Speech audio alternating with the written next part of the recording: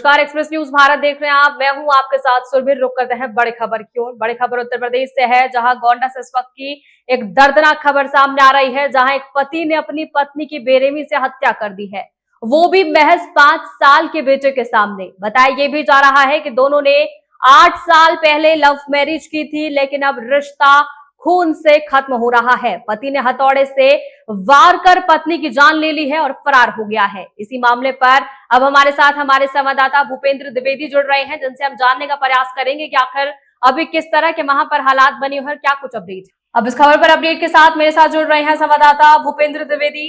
द्विवेदी जी, देखिए जिस तरह से आप वहां पर मौजूद हैं, आप इस खबर पर आखिर क्या कुछ आपके पास अपडेट है, अभी किस तरह का वहां पर पुलिस ने क्या कुछ कर लिया है?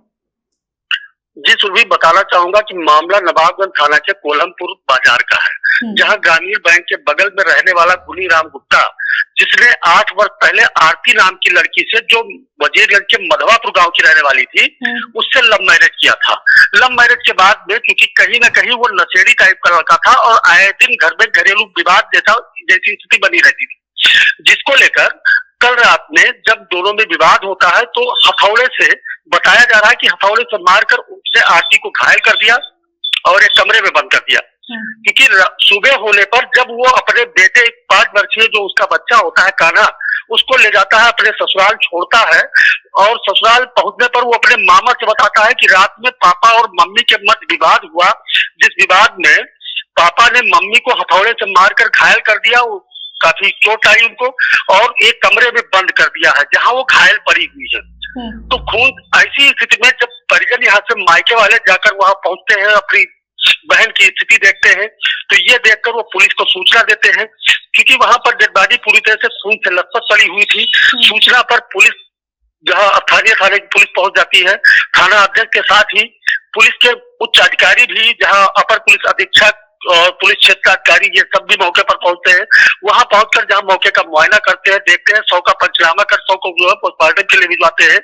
वही पुलिस ने 4 टीमों का गठन कर दिया है। गठन करके, क्योंकि ये सोजी और सैबलाल सहित 4 टीमों का गठन करके वो पति को खोज रहे हैं कि मामला क्या है, क्योंकि कहीं ना कहीं मायके वाले जो आरोप लगा रहे हैं, उनका आरोप है कि ननद एक है, वो भड़का रही थी इन लोगों के बीच, क्योंकि कहीं न कहीं जो लव मैरिज जैसा मामला होता है तो उसमें यह देखा गया कि ये लोग आपस में अगर कहीं सहमति नहीं बनती है, विवाद की स्थिति है, तो कोई मीडिएटर नहीं होता या रिश्तेदारों का कोई दबाव नहीं होता। ऐसी परिस्थिति में मायके वाले भी एक आरोप लगाने उनका मौका मिल जाता है। तो जिस तरह से एक आरोप लगाया गया है, तो पुलिस पूरी तरह से कार्रवाई में जुटी हुई है। 100 को जो है पोस्टमार्टम के लिए भेज दिया गया है और पूरी तरह से विवेचना अभी चल ही रही है। ठीक है, देखिए भूपेंद्र, जिस तरह से बताया जा रहा है कि जब ये घटना हुई होगी, क्या वहां पर पड़ोसियों ने कुछ आवाजें सुनी हुई, या फिर पड़ोसियों के द्वारा कुछ बयान दिया गया हो, या फिर अभी आरोपी की किस तरह से खोजबीन की जा रही है, कुछ इस तरह की जानकारी आपके पास हो तो? जी सुरभि, अभी जो है ये देखा गया कि पड़ोसियों के द्वारा कहीं इस पर कोई बात नहीं की गई, ना उनके परिवार में केवल 2 ही लोग, ये पत्नी और वो बच्चा, यही 3 रहते थे, और परिवार में कोई परिजन भी नहीं है कि जिनसे कोई बात की जा सके, क्योंकि रात का मामला था और बंद कमरे में अगर कहीं कोई ऐसी बात होती है तो किसी को कोई ऐसी जानकारी नहीं थी। क्योंकि जब ये घटना की जानकारी होती है तो पूरी तरह से क्षेत्र में सनसनी फैल जाती है, लोगों में एक बड़ा वो होता है कुतूहल कि किस तरह से, देखो आपस में अभी तक रह रहे थे और लव मैरिज करके जिस तरह से आराम से जिंदगी बिता रहे थे, कहीं ना कहीं नशा भी इसका एक कारण माना जा रहा है कि पति नशेड़ी था, जिसको लेकर विवाद हो रहा था। तो अभी देखना यह है कि पुलिस भी को ढूंढ रही है कि आखिर कारण क्या था कि इतनी बड़ी वारदात को अंजाम दिया गया। ठीक है, बहुत बहुत शुक्रिया भूपेंद्र आपका तमाम जानकारी के लिए। देखिए, मामला ये सिर्फ हत्या का नहीं बल्कि उस रिश्ते की त्रासदी का है जो कभी प्यार से शुरू हुआ था और अब खूनी खेल में तब्दील हो चुका है। फिलहाल इस पर पुलिस अपडेट जुटाने की कोशिश कर रही है।